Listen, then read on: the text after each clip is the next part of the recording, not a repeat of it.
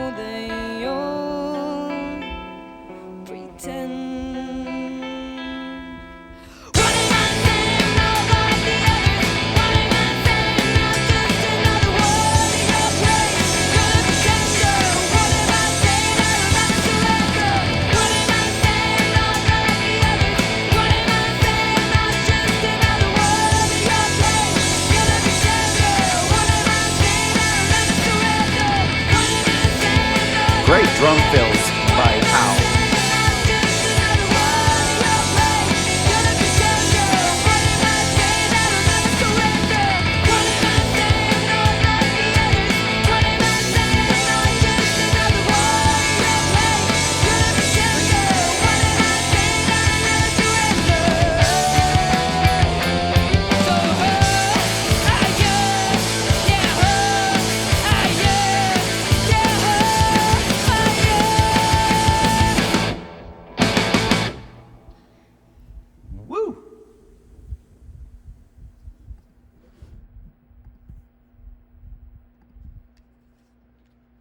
All right, guys, that totally rocked.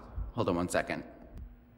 By the way, if you hear some thunder, don't be frightened. It's just gonna be like a major storm outside my window. That's why I had to turn on like these lights on to shine on my face. Otherwise I would just, I don't know, looked like some dark, ghouly figure that just crawled out of a well out of the the Grudge movies or something, or The Ring.